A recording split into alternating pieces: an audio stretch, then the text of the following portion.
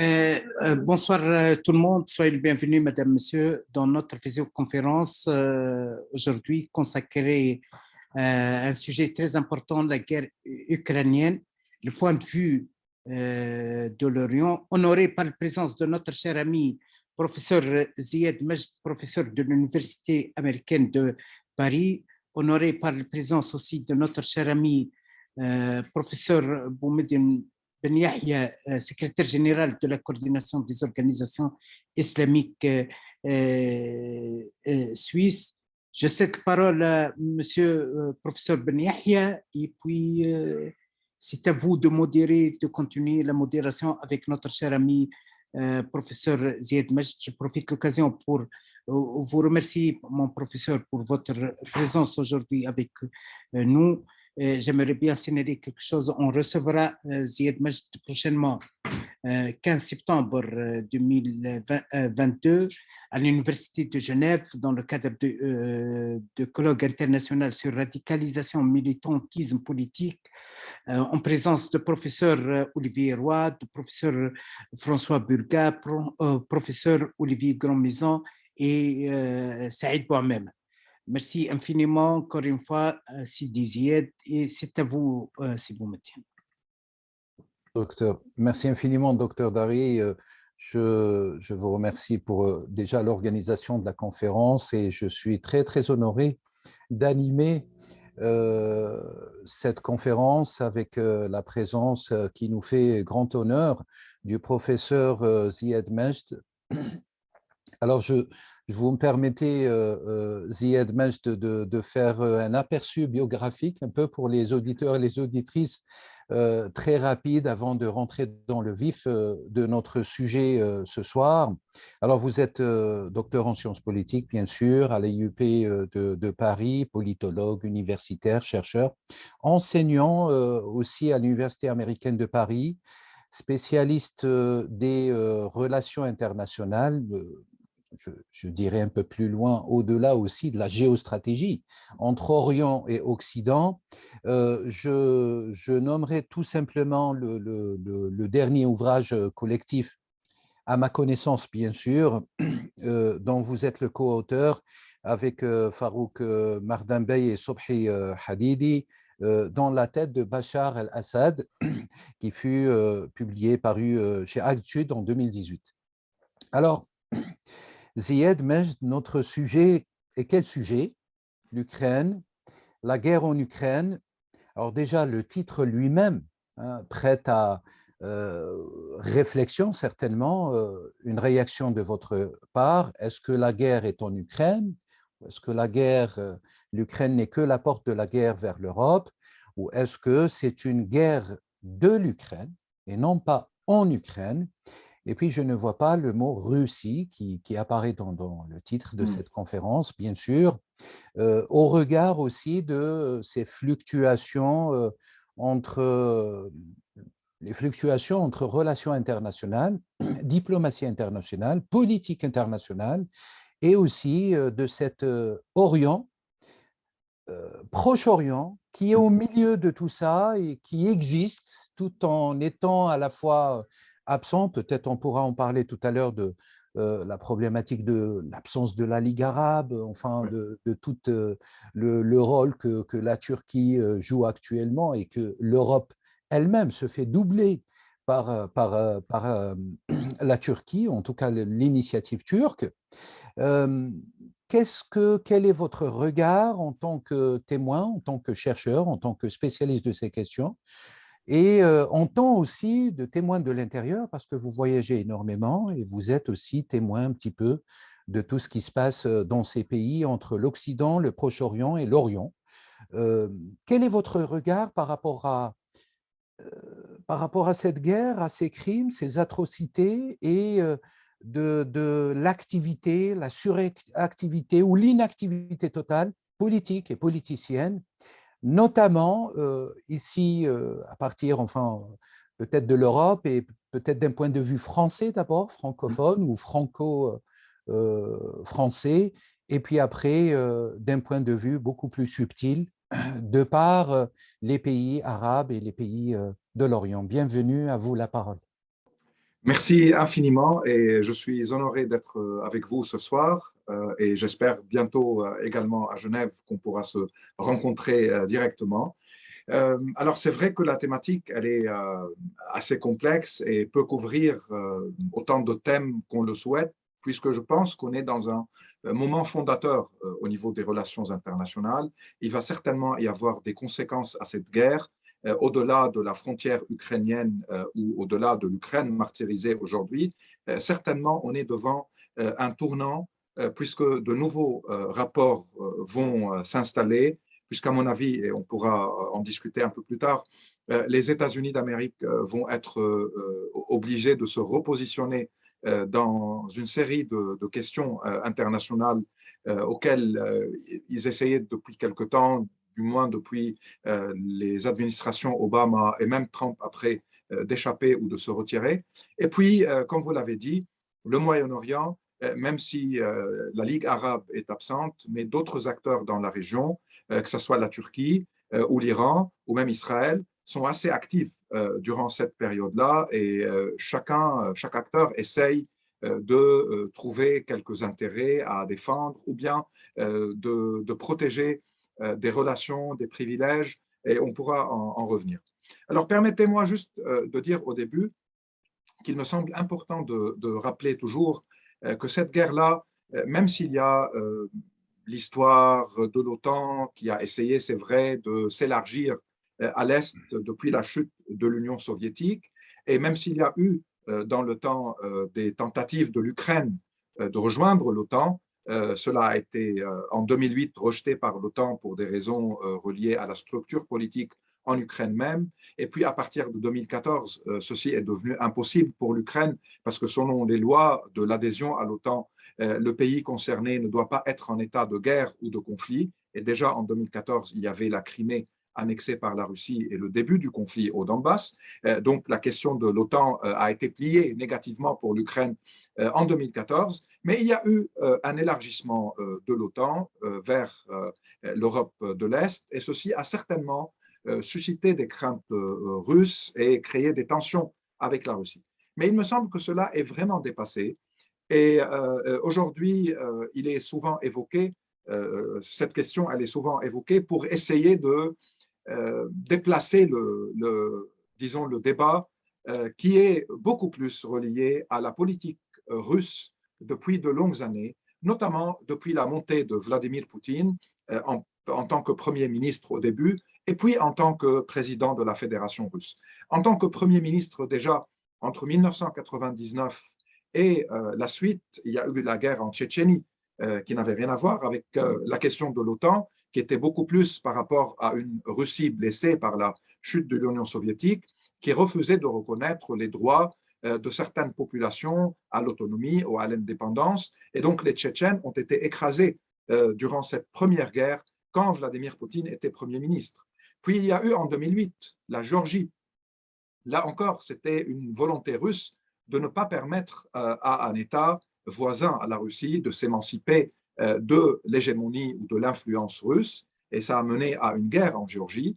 Puis il y a eu en 2014 la Crimée et donc l'Ukraine, et surtout il y a eu en 2015 l'invasion ou l'intervention russe en Syrie en soutien du régime de Bachar al-Assad, en soutien d'un allié historique de Moscou et en volonté russe de montrer que la Russie est de retour sur la scène internationale d'une manière assez agressive.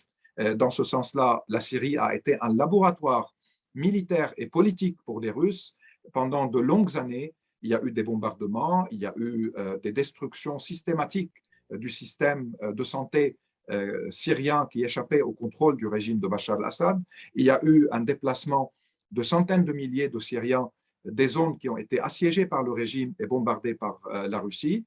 Le ministre de la Défense russe, dans une conférence de presse, déjà en fin 2017, il évoquait l'usage de 200 nouvelles armes russes tactiques et stratégiques en Syrie, utilisées pour la première fois.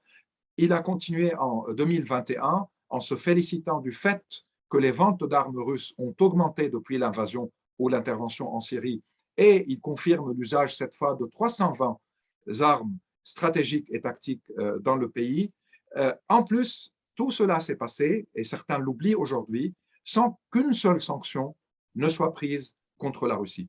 La première série de sanctions qui a été prise contre la Russie en 2014 concernait la même Ukraine martyrisée aujourd'hui, mais pendant 6 ans et demi de guerre en Syrie, à partir de septembre 2015 et jusqu'à aujourd'hui, il n'y a pas eu une seule sanction contre Moscou, et cela prête nous vraiment à nous questionner, à nous choquer un peu et à voir pourquoi cela a été autorisé pendant très longtemps et pourquoi cette impunité de la Russie a peut-être contribué à l'éclatement de la guerre qu'on voit aujourd'hui en Ukraine. Alors moi, je considère qu'il y a deux importantes questions qu'il faut souvent soulever quand on parle des raisons de l'invasion.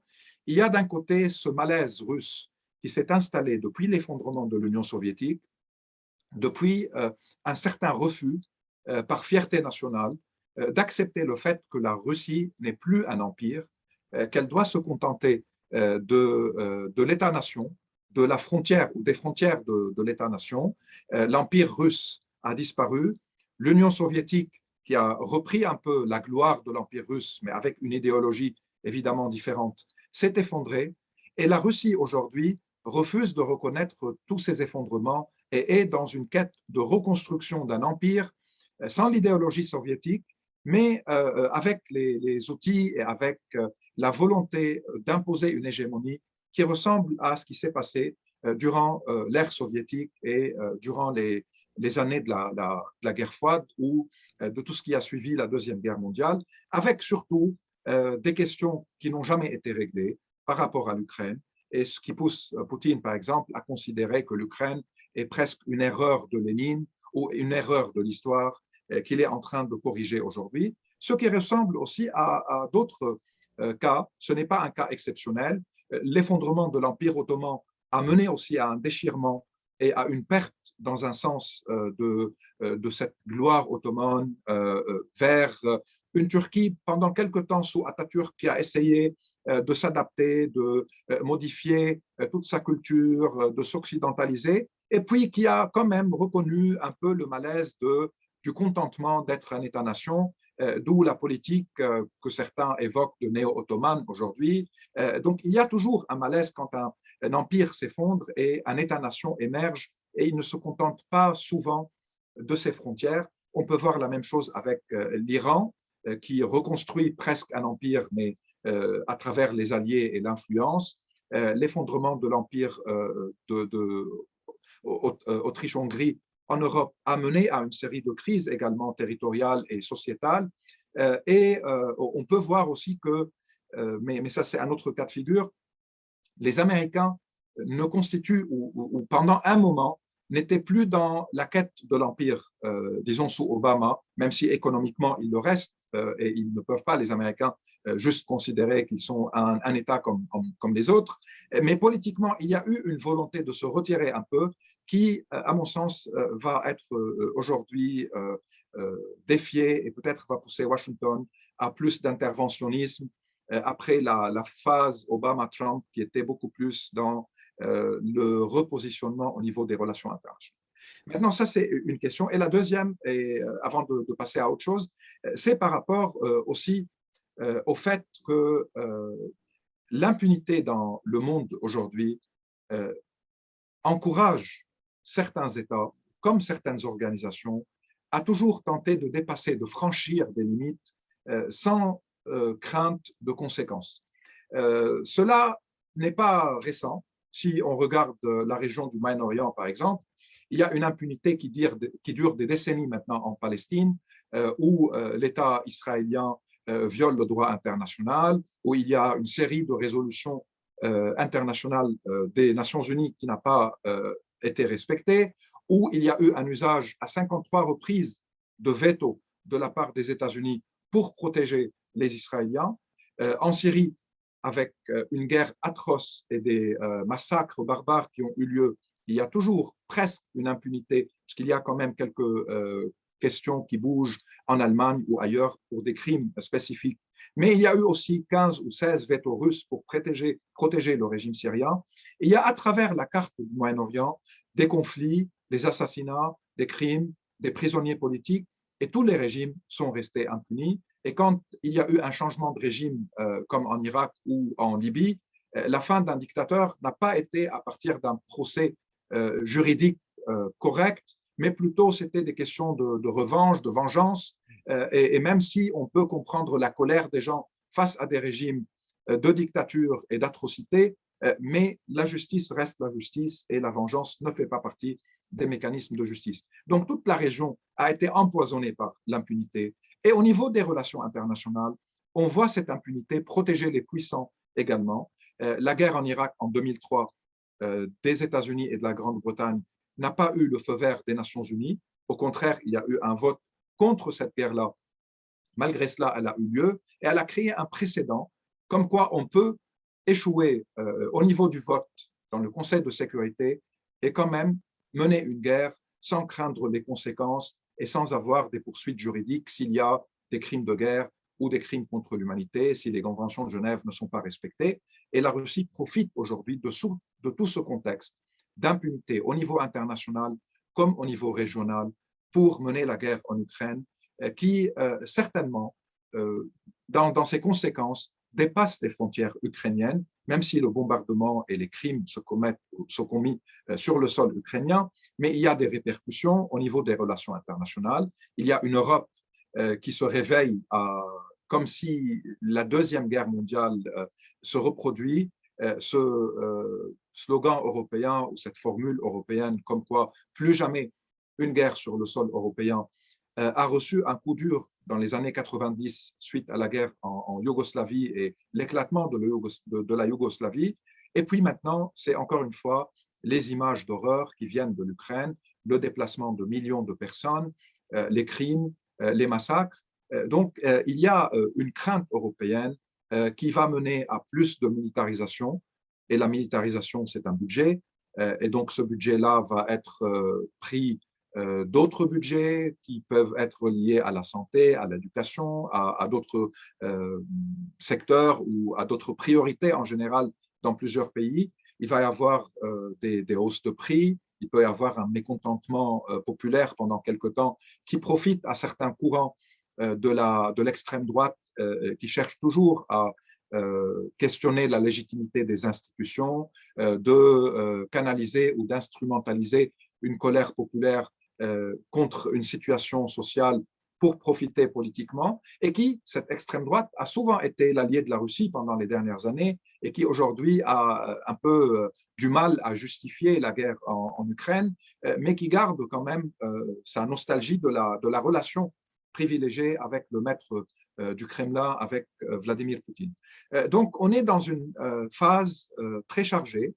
Les États-Unis se sentent aujourd'hui obligés d'aller encore une fois vers l'OTAN. Il faut rappeler que Donald Trump voulait sortir de l'OTAN. Il ne pouvait pas parce que les institutions ne laissent pas un seul homme décider de tout, mais lui-même, il n'était pas favorable à l'OTAN. Il a dit à plusieurs reprises d'une manière officielle que les États-Unis ne doivent plus payer autant à l'OTAN et que ce sont aux Européens et aux autres alliés de prendre en charge le budget et que ce n'est pas aux États-Unis de protéger l'Europe. Il n'était pas pour l'Union européenne. Il a encouragé le Brexit et il a à plusieurs reprises critiqué l'Europe. Cela rappelle un peu les critiques de l'administration de George W. Bush quand on traitait l'Europe du vieux monde, de l'ancien continent, d'un continent qui n'a plus la puissance mais qui reste arrogant. Et donc, les États-Unis aujourd'hui vont devoir, et je pense qu'ils vont commencer, à encore une fois renforcer l'OTAN, renforcer leurs liens avec certains États européens, notamment la France et l'Allemagne, mais la Grande-Bretagne aussi a un intérêt, même si le Brexit va se maintenir évidemment, mais a intérêt aussi à trouver des liens plus étroits avec le continent européen.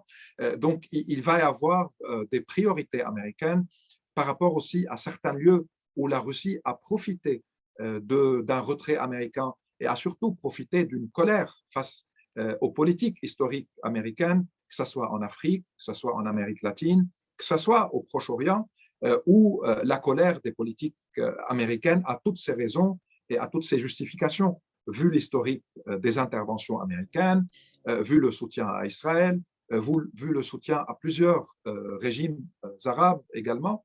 Mais ce qui est, je ne veux pas dire anecdotique, mais presque, c'est que les mêmes régimes qui étaient extrêmement attachés aux États-Unis et au soutien américain, comme les régimes du Golfe, par exemple, des monarchies du Golfe, on voit aujourd'hui leur vote au niveau des Nations Unies, soit ils s'abstiennent s'agissant de la condamnation de la Russie, soit comme avant-hier pour l'expulsion de la Russie du Conseil des droits de l'homme, certains ont voté, se sont abstenus, il y a quelques pays arabes, je pense 2 qui ont voté contre.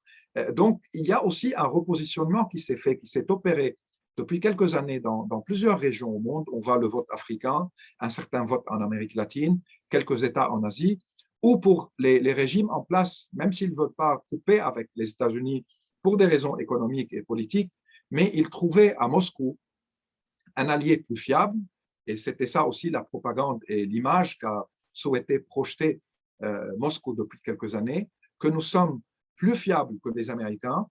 S'agissant du monde arabe, les Américains ont abandonné Zayn al-Abidine Ben Ali, ont abandonné Hosni Mubarak, ils n'ont rien fait en Syrie, même quand la ligne rouge, la seule ligne rouge, a été franchie, celle des armes chimiques. Il n'y a pas eu de réaction, il y a eu un accord avec les Russes pour éviter la guerre et pour que le régime syrien rend l'arme qu'il a utilisée pour échapper à toute poursuite. Il y a également la priorité de Obama pour un accord nucléaire avec l'Iran qui a provoqué une colère au niveau des monarchies du Golfe qui voyaient en Iran l'ennemi ou le danger ou le mal absolu.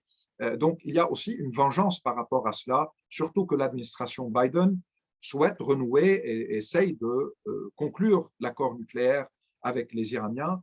Donc, je pense qu'au niveau de la région aussi, du monde arabe ou du Proche-Orient, il y a de plus en plus de régimes qui essayent de montrer que leur politique n'est plus la même, qu'ils veulent profiter de ce moment-là fondateur pour soit faire un chantage aux Américains par rapport à l'Iran ou par rapport à leur propre pratique, à leur propre culture politique, à la guerre au Yémen, à d'autres dossiers, soit qu'ils vont être obligés de se positionner un peu plus tard en observant le rapport de force et comment il va s'installer et s'imposer au niveau de la guerre en Ukraine et au niveau des alliances autour de la guerre en Ukraine.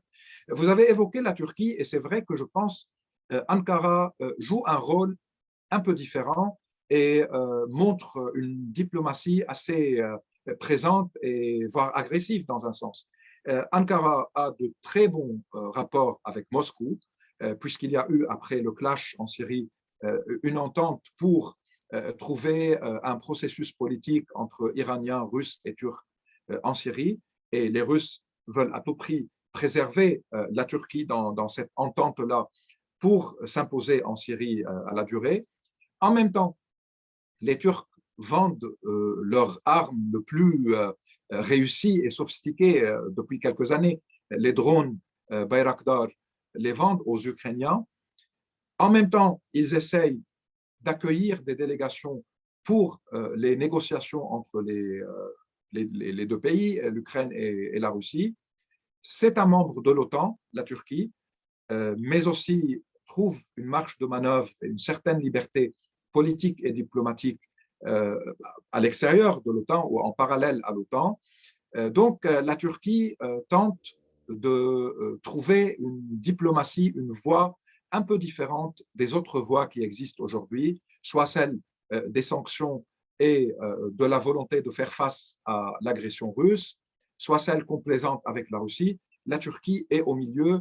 À la fois, elle préserve des liens avec l'Ukraine, mais aussi elle ne veut pas couper avec Moscou, d'autant plus que la Turquie est très concernée d'une question, si vous voulez, maritime et stratégique au niveau de la mer Noire.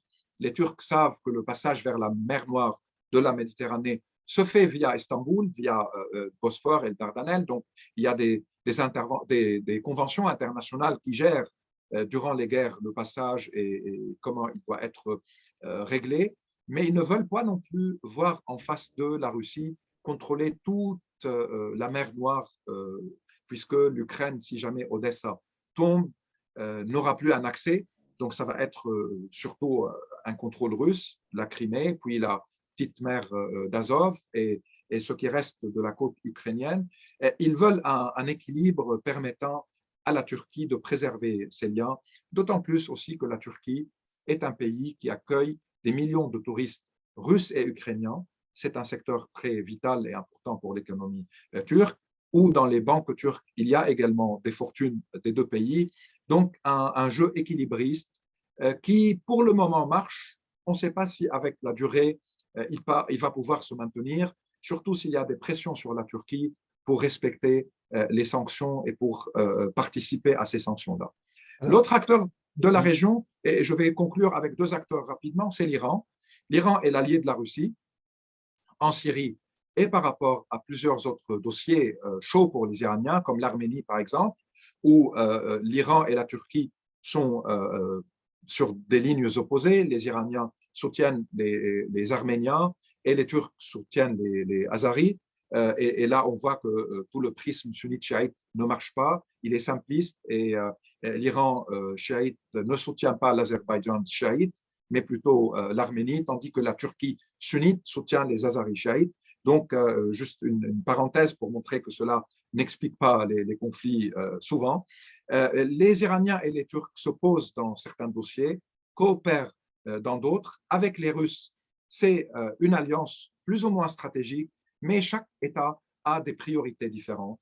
Et l'Iran, aujourd'hui, à la fois veut l'accord nucléaire avec les Occidentaux et les Américains, parce que cela va libérer des dizaines de milliards de dollars que l'Occident bloque pour le moment et va permettre à l'Iran de respirer économiquement et peut-être d'investir certains milliards dans les scènes irakiennes, syriennes et libanaises où l'Iran est actif pour progresser politiquement.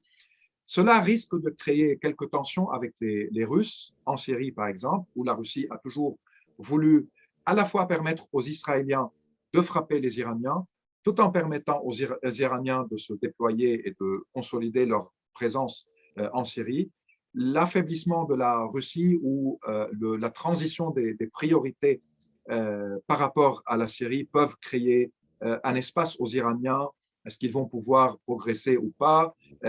Que fera Israël dans ce cas-là? Donc l'Iran aujourd'hui est à la fois allié de la Russie, mais en même temps peut profiter d'une faiblesse russe pour pouvoir se projeter davantage en Syrie et dans la région, et veut à tout prix la fin des sanctions occidentales, donc à travers un accord nucléaire que les Russes ne veulent plus maintenant, puisqu'il y a une autre question qu'on pourra évoquer, c'est la question de l'énergie et du fait que l'Iran peut être une alternative au gaz russe, puisque c'est le deuxième pays le plus important au niveau de l'exportation du gaz, mais qui est sous sanction aujourd'hui. Reste Israël. Alors là, Israël, la question, elle est très difficile pour les Israéliens, alliés stratégiques des États-Unis, souvent profitant du soutien américain, militaire comme diplomatique et économique. Ils sont aussi des alliés de la Russie depuis des années. Ils ont en Israël même une démographie russe importante, 18% à peu près de la population. Ils accueillent des oligarques russes avec leur argent. Ils veulent rester libres en Syrie pour ne pas permettre aux Iraniens de s'installer, notamment dans le sud, pas loin du Golan syrien occupé par Israël. Et ils ont tout intérêt à préserver la relation avec les Russes, mais ils sont sous pression américaine pour choisir un camp. D'où un malaise, d'où des appels, d'où ils demandent à Zelensky, dans un premier temps, de capituler et d'accepter les conditions russes. Puis, d'autre part, ils ont une industrie militaire qui avait vendu aux Ukrainiens des drones et des armes, donc ils ne savent plus quoi faire avec, puisque envoyer des armes maintenant, c'est comme si ils prennent parti. Ils contactent Poutine régulièrement pour essayer de trouver un rôle de médiation, mais ils sont dépassés par les Turcs. Donc, c'est un moment vraiment, au niveau de la région, de questionnement, de repositionnement et d'attente, puisque ce sont des acteurs qui observent et qui ne sont pas décisifs. Quant à la Ligue arabe, comme vous avez dit, depuis quelque temps, c'est le Samt al-Qubour, ou c'est le silence des morts qui n'ont plus un rôle à jouer avec des régimes de plus en plus archaïques et en perte de puissance et d'allure, sauf dans certains cas contre leur peuple et contre les libertés de leur peuple. Merci, merci infiniment, Ziad Majd. Alors, je vais très rapidement, peut-être, si vous le permettez, revenir Oui. sur un point que vous aviez évoqué et revenir à l'Europe, le rôle de l'Europe actuellement et cette avalanche de sanctions qui est décidée par les États européens, par la Commission européenne.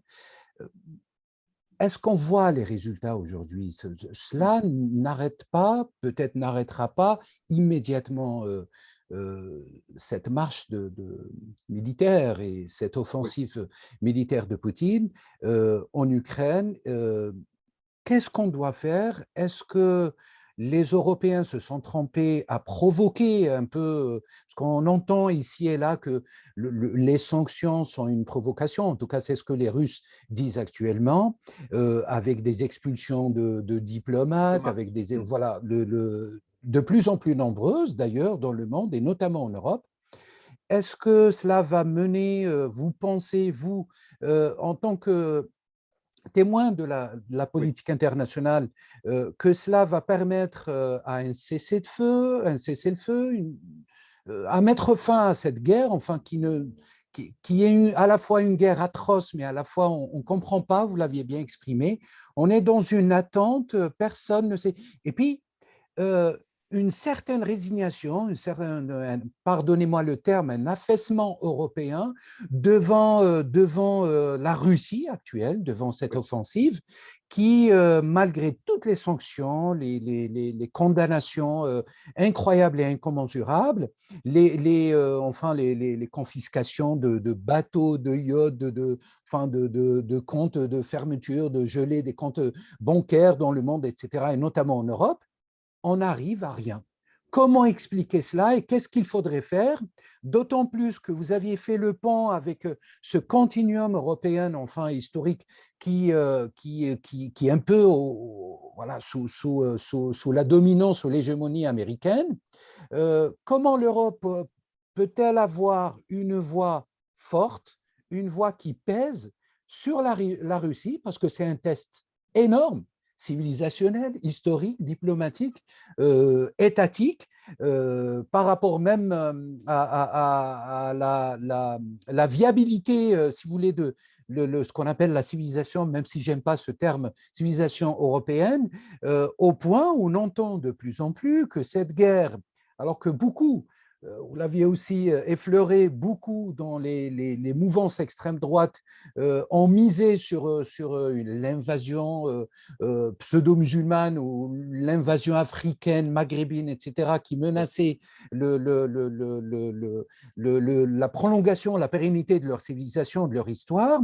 Aujourd'hui, étonnamment, et quel paradoxe, c'est de l'Est et c'est plutôt un pays ultra-orthodoxe, hein, une église orthodoxe qui ne reconnaît pas la papauté et qui menace de plus en plus peut-être cette stabilité en Europe. On n'est pas très loin de la Pologne, on n'est pas très loin de la Roumanie, on n'est pas très loin aussi de la Turquie. Enfin voilà, comment expliquer tout cela? Quel est votre regard? En vous remerciant infiniment. Alors, la question est extrêmement difficile, mais c'est tout à fait ce que vous dites. En fait, l'Europe, pendant de longues années, n'a pas réussi à élaborer une politique étrangère commune. Ce n'est pas une tâche facile de toute façon, avec les différentes priorités des États européens. Elle n'a pas eu une politique de défense commune. Et probablement, l'Europe a pensé que les guerres sont vraiment lointaines et sur le continent européen, l'usage de la force militaire, c'est juste dans les livres d'histoire et dans les mémoires, plutôt qu'une possibilité. Ce qui a mené à beaucoup de changements d'attitude, ce qui a mené à des obsessions par rapport aux réfugiés aux migrants en général, par rapport à l'islam, par rapport à des priorités économiques. Il y a eu récemment le Brexit qui a quand même affaibli l'Union européenne. Il y a d'autres voix qui s'élèvent dans d'autres pays européens pour également soit sortir, soit repenser toute la configuration européenne. Il y a des tendances différentes et le couple franco-allemand a réussi plus ou moins à rester une colonne vertébrale, mais pas toujours capable de fédérer et de convaincre, avec aussi des rivalités franco-allemandes. Il y avait les États-Unis qui, au niveau sécuritaire et au niveau défense, protégeaient ce continent, ou du moins au niveau de l'OTAN, la partie occidentale de ce continent-là. Et puis, avec un certain retrait américain d'un côté et une montée en puissance militaire, surtout de la Russie, parce que la Russie, il faut le rappeler, n'est pas une puissance économique. Elle a une économie entre l'Espagne et l'Italie au niveau de la taille, avec un pays immense et une population beaucoup plus grande. Mais la montée en puissance militaire et politique de la Russie, puis énergétique, et là, c'est un point très sensible pour les Européens, il se trouve aujourd'hui coincé entre une Amérique qui avait décidé de se retirer un peu et qui se voit de nouveau en train de se projeter et de se repositionner, et une Russie extrêmement agressive. Maintenant, les objectifs de Poutine, militairement parlant, ont un peu changé. Il y avait au début peut-être du côté de Poutine une volonté d'aller très rapidement dans une guerre, je ne veux pas dire éclair parce que ça serait exagéré, mais disons une guerre de quelques semaines qui va décapiter le gouvernement à Kiev, qui va pour de bon annexer le Donbass et en finir avec la question de la Crimée, détruire l'infrastructure étatique ukrainienne et l'infrastructure militaire de l'armée ukrainienne et créer un fait accompli avec un autre gouvernement qui va prendre la suite et qui sera pro-Moscou. Alors, certains des objectifs militaires ont déjà été acquis. On peut dire la destruction de l'infrastructure militaire ukrainienne, les aéroports, les ports, les bases, des casernes, les ponts, tout cela a déjà eu lieu. Les bâtiments publics, les mairies, l'énergie, que ce soit l'électricité, l'eau, le gaz, ce qui permet à l'État d'être en place et de rendre ses services et tout, a été très sévèrement aussi atteint par les bombardements et les destructions. Du côté du Donbass, c'est là où les combats vont se concentrer prochainement. La côte ukrainienne, autour de Mariupol, les Russes progressent et essayent de contrôler. Il reste du côté de la mer Noire où les choses sont un peu plus aujourd'hui confuses, où on ne sait pas si les Russes vont aller jusqu'au bout ou pas. Et il y a un échec, par contre, russe, concernant le gouvernement de Kiev et concernant le fait que Moscou n'a pas réussi à renverser Zelensky et son gouvernement. Et là, la question des sanctions et la question des armes qui ont été envoyées, je pense, joue un rôle crucial, permettant aux Ukrainiens de tenir pour le moment et de résister à l'invasion russe, voire de passer à la contre-offensive dans certains fronts, notamment autour de Kiev. Est-ce que les sanctions, dans ce sens-là, sont suffisantes? Certainement pas. Ça prend très longtemps, premièrement, d'autant plus que pour le moment, ces sanctions sont très ciblées par rapport au système bancaire, par rapport à certains modes de consommation ou des sociétés internationales installées à Moscou qui se retirent. Puis, il y a la question qui est très importante, celle des oligarques, parce que là, les Européens ont pensé, en touchant aux oligarques, qu'ils touchent directement l'entourage de Poutine, mais il paraît que ce n'est pas suffisant non plus. Il y a la question que, jusqu'à maintenant, sont rares les États et les acteurs européens qui évoquent. C'est la question qui évoque en urgence, je veux dire, c'est la question du gaz, c'est la question de l'énergie, puisque la dépendance européenne de l'énergie russe, du gaz, du pétrole, varie entre 30 à 40%, comme dans le cas français, peut arriver à plus de 90% à l'Europe de l'Est, en Allemagne, où il y avait un énorme projet, en plus, le Nord Stream 2, qui va être maintenant qui est en arrêt, qui a causé des milliards de dollars et probablement qui ne va pas continuer. Et donc, cette question-là, si l'Europe n'arrive pas à trouver une indépendance énergétique, la position face à la Russie va rester vulnérable et on sait que ce n'est pas avec les armes que les choses vont être réglées, parce que la Russie est un État nucléaire, parce qu'elle a une grande armée, même si elle n'est pas toujours très efficace, mais au niveau de la puissance de feu, C'est une armée extrêmement puissante et donc c'est via l'économie et la diplomatie. L'économie, au niveau des sanctions, ça va prendre beaucoup de temps. Et sans la question énergétique, ces sanctions-là ne seront pas suffisantes pour convaincre Poutine à faire marche arrière et à modifier ses ambitions et ses positions. La question énergétique, sans l'alternative, reste une hypothèse, mais on continue à payer chaque jour aux Russes une somme colossale par rapport à tout le gaz, à tout le pétrole, tout ce qui est énergétique importé. Maintenant, pour la question énergétique, il y a des solutions, mais qui sont très compliquées aussi. Il y a l'Algérie, il y a la Libye, on parle de deux États en face, au sud de la Méditerranée.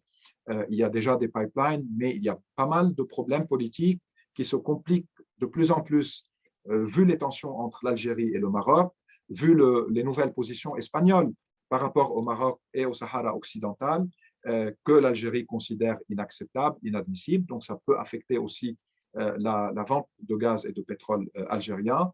La Libye est une scène où on oublie souvent que les Russes sont impliqués dans le théâtre, dans ce chaos libyen, dans la guerre en Libye.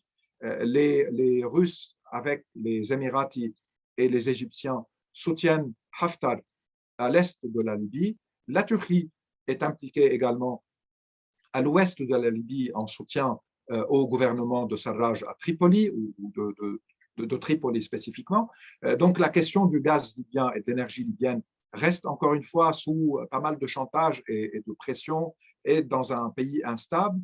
Puis il y a l'Iran et le Qatar qui peuvent être des alternatives, et il y a l'Azerbaïdjan qui est aussi un pays qui peut être une alternative, mais il y a une distance, c'est loin, c'est pas comme les pipelines, les gazoducs russes, c'est une autre qualité, c'est fluide, il faut retravailler et il faut les transporter. Les Qataris disent qu'ils ont besoin de 3 ans pour être en capacité de fournir l'Europe. Pour Azerbaïdjan, il faut des installations. Même chose pour l'Iran. Et il y a le gaz de schiste américain, mais en même temps, le transporter, c'est une question assez délicate. Et ça permet à tous ceux qui défendent le nucléaire en Europe de se réactiver maintenant, bien que plusieurs pays étaient dans une logique de sortie du nucléaire, pas tout de suite, mais durant une certaine durée, pendant des années, pour en finir avec cette énergie-là. Donc l'Europe est face à beaucoup de questions. Et il va y avoir en Europe, mais ailleurs aussi, là on peut relier un peu avec le Moyen-Orient, on est très dépendant aussi du blé ukrainien et russe. Je lisais des chiffres sur le Moyen-Orient qui importe 81 à 82% de sa consommation de blé de l'Ukraine et de la Russie. Et cela, quand on parle de blé, on parle de pain, on parle de pâtes, on parle d'énormément de produits extrêmement importants dans la vie quotidienne des gens qui, avec la durée, si la guerre se poursuit et les sanctions se poursuivent, les prix vont changer et cela va être très difficile pour des classes sociales déjà vulnérables et qui peuvent être davantage affaiblies avec les crises économiques que cette guerre va créer. Donc, l'Europe aujourd'hui n'arrive pas à s'imposer comme un acteur majeur. La France, avec sa présidence de l'Union européenne, est critiquée, soit par ceux qui considèrent que Macron n'a pas été suffisamment ferme avec Poutine. Les Polonais, par exemple, lui demandent d'arrêter les pourparlers avec la Russie et font une comparaison avec Munich et Hitler et le fait que les Européens se sont trop soumis à la volonté de Hitler et de l'Allemagne nazie avant de réaliser que la guerre était inévitable. Il y a eu, il faut le rappeler, la guerre d'Espagne où les Européens ont laissé les Espagnols se faire massacrer par Franco et par Hitler sans réagir avant que ça soit trop tard après.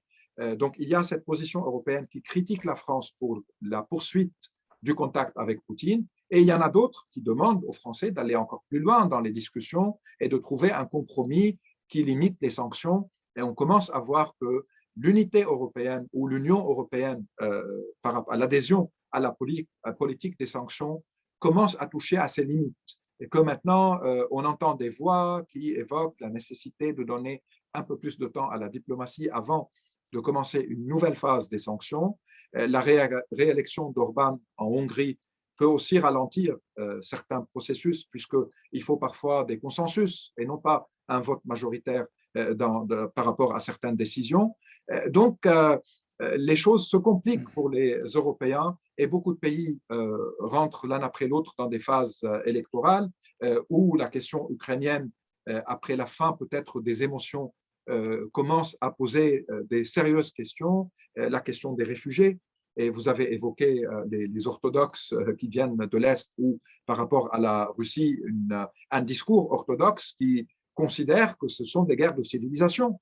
Poutine est dans un logiciel, dans une logique où il considère que la grande Russie orthodoxe fait face à un monde occidental hostile qui veut l'étouffer et l'écraser. Il a la bénédiction de l'Église et parfois il y a des comportements et des rituels qui montrent une idéologie dans certaines prises de décision au-delà du pragmatisme nécessaire tout le temps dans les relations internationales.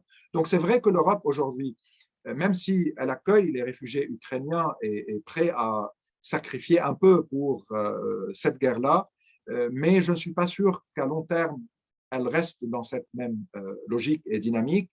Et ça permet parfois d'établir des constats amers au niveau du bilan des droits humains par rapport, par exemple, aux réfugiés syriens, par rapport aux réfugiés afghans, par rapport aux réfugiés irakiens, par rapport aux migrants de l'Afrique subsaharienne qui meurent en Méditerranée et qu'on refuse de sauver et de leur porter secours. Donc, il y a beaucoup de questions éthiques, politiques, juridiques, économiques qui se posent et vont se poser davantage.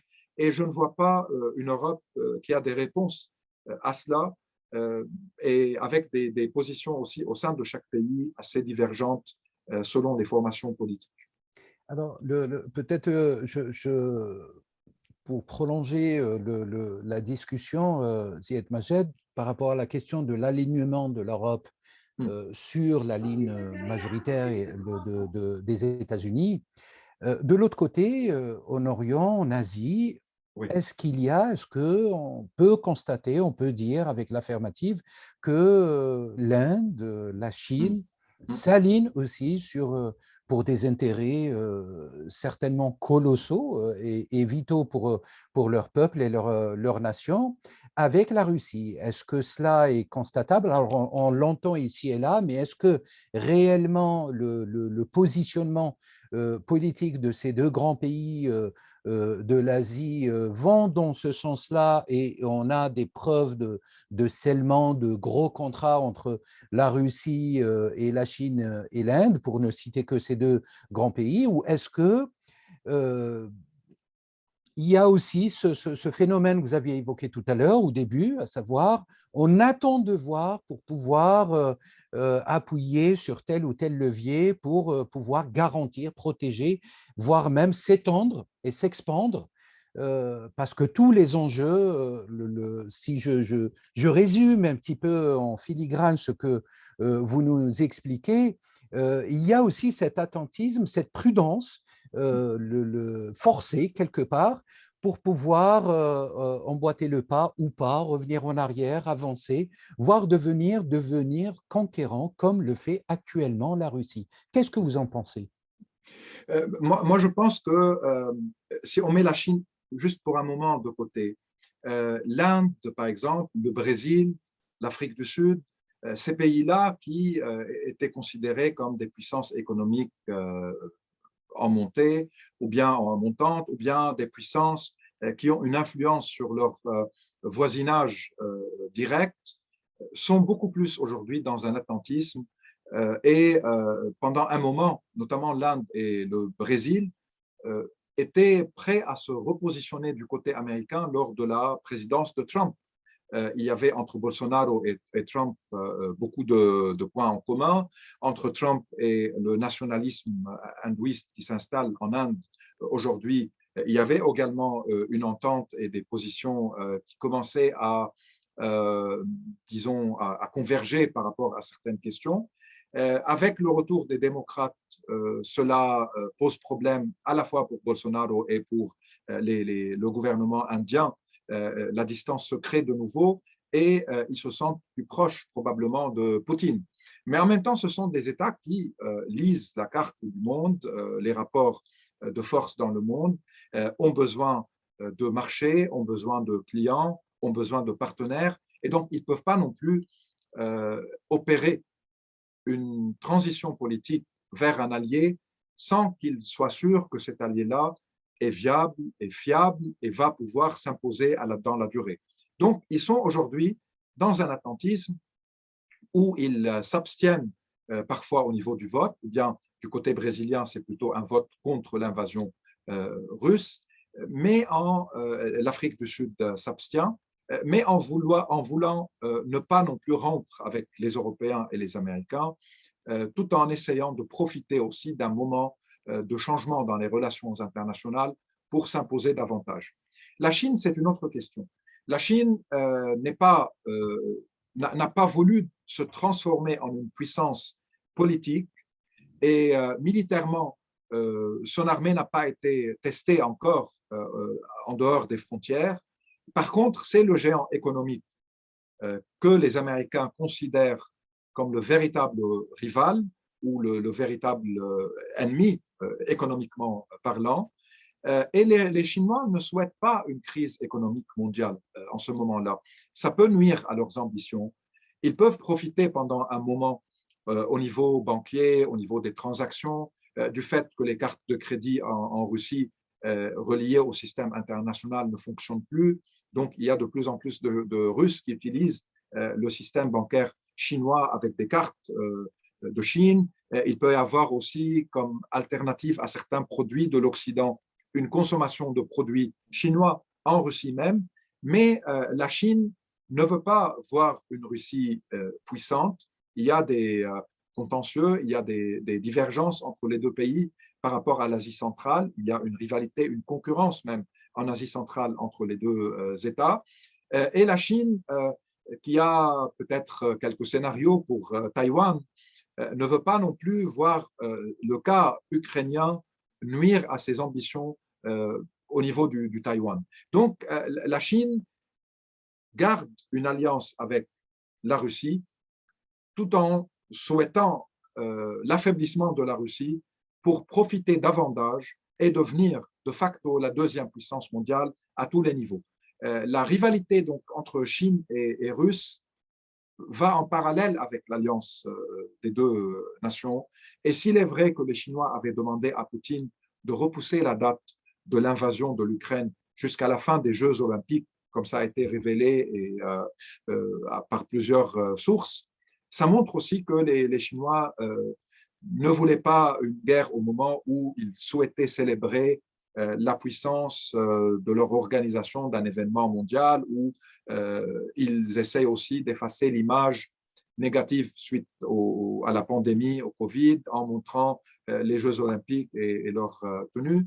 Il y a donc au niveau chinois aussi, même si Washington semble être le grand rival, voire l'ennemi économique, il n'y a pas une alliance très solide avec la Russie. Et de toute façon, que ce soit la Chine ou l'Inde, ils ont des marchés et les deux États ont des priorités géographiques autour de leur espace qui sont très importantes.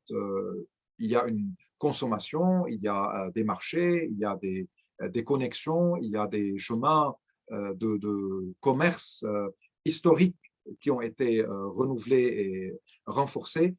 Donc, c'est ça, pour cela que je disais, on parle d'un mouvement fondateur, parce que tout le monde se repositionne, essaie de réaliser ce qui se passe et attend le résultat qui est toujours incertain. Certes, la Russie a une puissance militaire qui va s'imposer en Ukraine, mais politiquement parlant, il y a un échec russe, puisque ni le gouvernement à Kiev n'a été renversé, ni le monde occidental est resté passif comme en Syrie. Il est cette fois passé à une certaine action économique, voire militaire indirectement présente et ralentit dans ce sens-là la machine russe et son progrès. Merci beaucoup. Je voyais tout à l'heure Dr Dari qui souhaitait réagir. Je vous redonne la parole, Dr Dari. Merci infiniment pour notre cher ami professeur Ziad Majd pour Merci la à vous. qualité de votre présentation, pour l'enrichissement. J'aimerais bien, je ne veux pas tarder parce que j'aimerais bien vous poser la question suivante sur la position israélienne, Oui. Le pragmatisme israélien, surtout avec l'absence ou la destruction de la possibilité de médiation suisse, l'affaiblissement de la neutralité et de ce rôle de médiateur suisse. Israël a sauté sur l'occasion, sur l'occasion de médiation. Il n'a pas voulu prendre position, même que Zelensky il a joué sur le sentiment d'antisémitisme, etc., le même destin que Israël, etc., etc. Deuxième question concernant l'absence de coopération dans la prise de position arabe, sauf la coopération émirati-saoudienne. Ça a été l'abstention, choisir le rôle d'observateur. Il n'y avait pas de coordination dans le monde arabe, etc. Bon, quelqu'un il m'a dit ce matin, écoutez, si les Ukrainiens ils ont réussi à créer un comédien professionnel, les Arabes, les musulmans, malheureusement, sont dominés, sont présidés par des comédiens comparses de deuxième rang. Qu'est-ce que vous dites, mon professeur? Alors, pour Israël, si on se rappelle des premiers jours de la guerre, les Israéliens avaient refusé de condamner la guerre russe, l'agression russe. Ils sont restés attentifs aux messages des uns et des autres. Peut-être ils pensaient qu'il va y avoir une victoire russe rapide avant l'avalanche des réactions internationales. Et quand les premières sanctions sont tombées du côté américain et européen, les Israéliens n'avaient pas participé ou appliqué ces sanctions-là. Et les Américains ont appelé directement les Israéliens à plusieurs reprises, leur mettant la pression et en leur demandant de respecter les sanctions, surtout qu'il y a eu des informations sur des oligarques russes qui ont quitté la Russie avec leur fortune et qui sont partis en Israël. De même, de l'Europe, il y a eu un phénomène pareil. Donc, les Israéliens, au début, étaient très réticents, très hésitants par rapport à la condamnation de la Russie. Oui.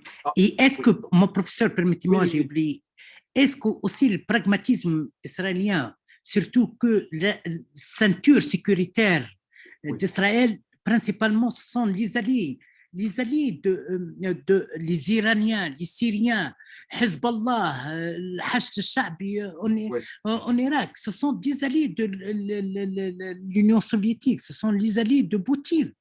Oui. Alors, la question par rapport à la Syrie, par exemple, si vous remarquez que les Israéliens frappent Hezbollah et les Iraniens parfois d'une manière hebdomadaire en Syrie, et il n'y a jamais le système de défense anti-aérien russe qui a été vendu au régime syrien n'est jamais opérationnel quand il y a les raids aériens israéliens.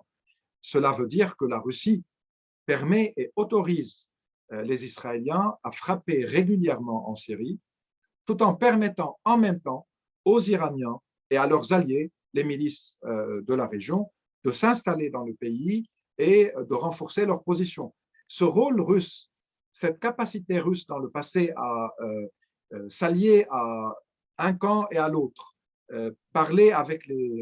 maintenir des relations avec les Palestiniens et voter parfois des résolutions pour la Palestine au niveau des Nations Unies, tout en étant un allié assez important des Israéliens, et Poutine avait considéré Netanyahou comme le meilleur ami de la Russie.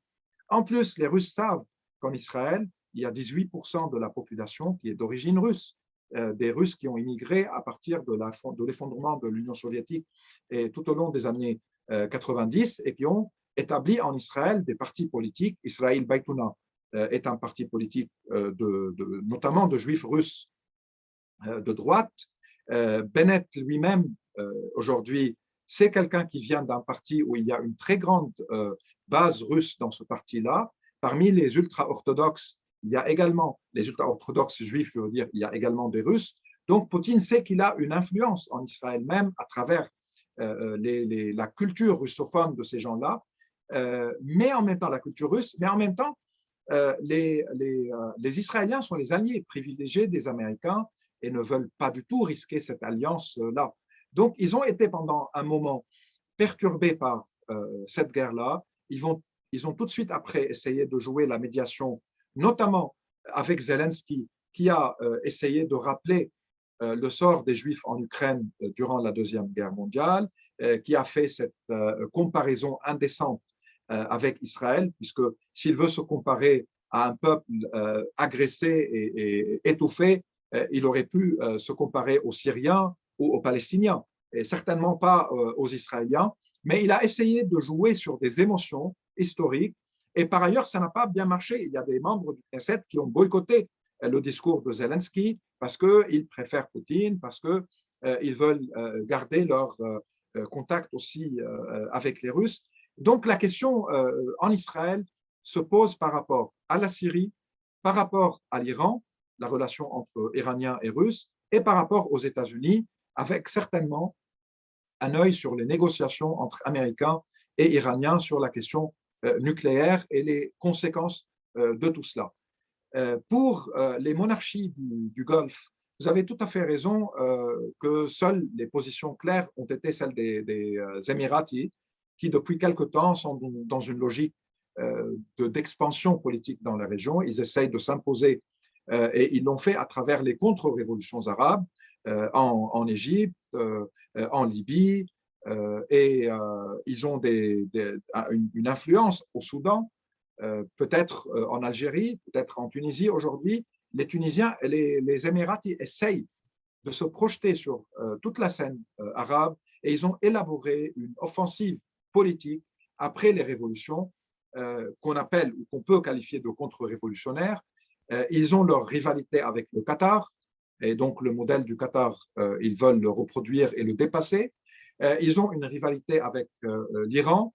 Ils ne sont pas toujours sur la même longueur d'onde avec les Saoudiens, sauf par rapport à certaines questions.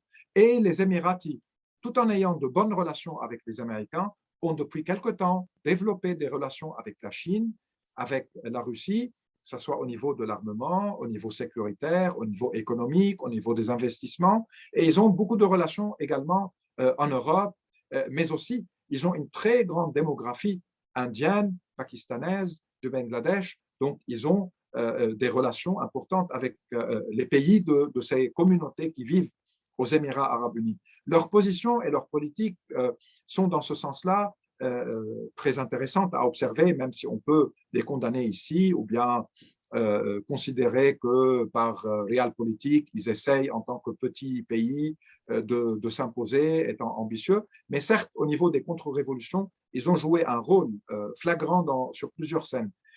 Et là, par rapport à la Russie, ils veulent montrer aux Américains qu'ils ne sont plus les anciens monarchies qui reçoivent des ordres, mais plutôt qu'ils sont dans des initiatives, qu'ils ont une certaine indépendance et ils ne sont pas du tout satisfaits de l'accord possible entre Américains et Iraniens.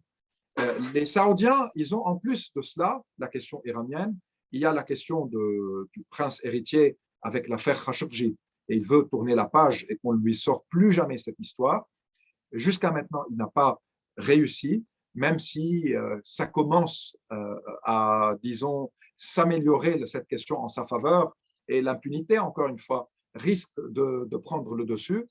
On voit que même la Turquie, par exemple, a décidé de transférer le dossier vers les autorités judiciaires saoudiennes. Ça, c'est un développement. Macron s'est rendu en Arabie saoudite sous prétexte de sauver le Liban, mais ça a permis aussi de blanchir le prince héritier par rapport à l'affaire Khashoggi. Il y a les Américains encore qui ne l'ont pas fait et il veut les pousser à le faire avant de commencer à réagir positivement à leurs demandes. Et puis, il y a la guerre au Yémen. Ils veulent aussi, que ce soit les Saoudiens ou les Émiratis, avoir une couverture politique américaine sans condition par rapport à cette guerre-là, ce qui n'est pas le cas aujourd'hui et risque de ne plus l'être s'il y a un accord entre Américains et Iraniens, puisque des questions régionales vont être sur la table des négociations également et les Saoudiens craignent des conséquences de cela. Donc, ils essayent d'exercer un chantage comme les Émiratis pour montrer qu'ils ont une marge de manœuvre et qu'ils ne sont pas à la merci de Washington comme ils l'ont été historiquement. Les autres pays, l'Afrique du Nord, c'est clair, comme quoi l'Algérie est plus proche de la Russie, par exemple, parce qu'il y a des relations historiques, parce qu'il y a une tension avec le Maroc qui est plus proche des Occidentaux, parce qu'il y a la Libye à côté, parce qu'il y a des questions de gaz, de Méditerranée, et parce que les Russes veulent, autre que les bases militaires qu'ils ont en Syrie, cherchent à avoir des bases militaires du côté du Maghreb, et pour eux, l'Algérie, avec son énorme côte, peut être un candidat vu toute l'historique des relations entre Moscou et Alger. Donc, il y a aussi au Maghreb soit un vote neutre, soit comme le cas algérien, un vote contre avant-hier, pas seulement abstention. Et puis, il y a l'Égypte de Sisi qui également, il a acheté des armes russes récemment, il a été en visite à Moscou, il a accueilli des hommes d'affaires russes pour des investissements, et en même temps, il est un allié américain. Donc, il essaye, et ça c'est tout les politiques aujourd'hui des gouvernements, comment tirer profit de toute tension ou de toute nouveauté au niveau international pour s'imposer davantage au niveau local. Et moi, ce que je peux craindre dans l'avenir, c'est que la plupart des grands acteurs du monde, s'ils veulent rallier des gouvernements et des États, vont être de plus en plus tolérants avec les violations des droits humains, avec certains conflits de basse intensité, sans critique, sans mettre pression. La question de l'impunité risque d'être de nouveau importante et cela va être en faveur de plusieurs régimes autoritaires ou de régimes de dictature. Et les Palestiniens, par exemple, on n'a pas parlé des Palestiniens, ils n'ont pas pris de position non plus. Ils considèrent qu'il y a des Palestiniens en Ukraine et des Palestiniens en Russie. Ils ne veulent pas nuire aux deux communautés palestiniennes là-bas. L'Ukraine comme la Russie votent au niveau des résolutions en faveur de la Palestine, même si les relations entre Kiev et Tel Aviv et entre Moscou et Tel Aviv sont encore une fois assez importantes. Donc, on voit que les relations sont devenues très complexes dans le monde aujourd'hui, où considérations économiques, politiques, sécuritaires sont toujours dans des dépendances et des dynamiques qui évoluent. Et je pense que cette guerre-là nous met face à plein de contradictions et nous pousse à quitter des chemins un peu simplistes ou clivants sans voir les complexités des choses. Maintenant, est-ce que la Ligue arabe peut jouer un rôle? Je le doute fort parce que les États arabes ont des positions très divergentes et leur légitimité, de toute façon, en tant que gouvernement, est souvent questionnée. Et, on voit dans quel état le monde arabe est aujourd'hui, politiquement et économiquement, après l'espoir et l'euphorie qu'ont suscité les révolutions en 2011 et puis dans leur deuxième phase en 2019.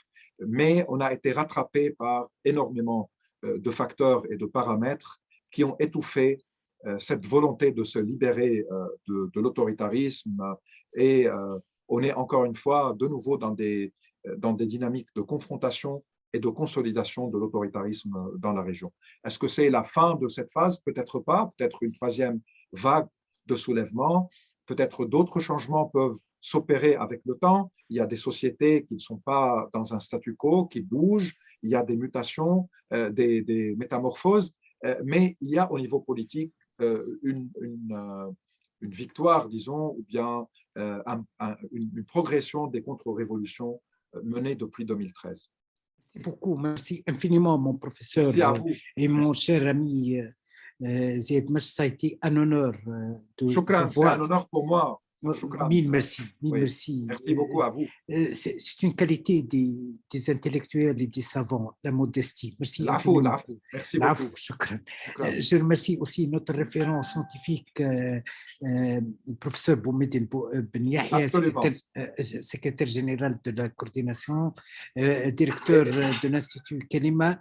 Et dont, excusez-moi, et dont les questions poussent à penser en même temps qu'en parlant pour ne pas trop s'aventurer non plus, parce que on est tous en train d'observer un monde qui change et je ne pense pas que ceux qui offrent tout le temps des réponses définitives savent de quoi ils parlent. Je pense que la prudence scientifique et humaine est nécessaire en ce moment. Donc, merci beaucoup à vous. Et merci beaucoup. Merci, Sidi Zied. Merci. Je vois qu'il y a des gens qui viennent de nous rejoindre, le docteur Mlouka de l'Algérie, tout en sachant qu'on va publier le vidéo après votre validation, Sidi Zied, sur notre site, sur notre Facebook, sur l'Institut Kalima, le site Institut Kalima, le site Facebook Institut Kalima. On vous attend, Inch'Allah, le 15 septembre parmi nous. En tout cas, pour ma part, cher Dari, je voulais remercier aussi le professeur Zied Majd. Merci infiniment pour votre présence, d'avoir accepté d'être parmi nous aujourd'hui et le mois de septembre aussi, surtout le mois de septembre, on aura le grand plaisir de vous accueillir et vous voir. Et vous l'aviez dit en filigrane encore dans vos interventions, parce qu'il y a eu plusieurs interventions à plusieurs niveaux. La question est extrêmement complexe et la prudence, elle est très importante, mais vous avez focalisé, insisté sur la question de l'impunité qui incombe aussi cette notion de l'injustice, la justice, qu'on pourra peut-être explorer prochainement. En tout cas, je vous remercie pour ma part infiniment pour vos éclairages et votre présence et votre disponibilité. Et à très bientôt. Merci beaucoup et à très très bientôt. Merci beaucoup. Et la liqa. Et la liqa. Au revoir. Merci. Merci.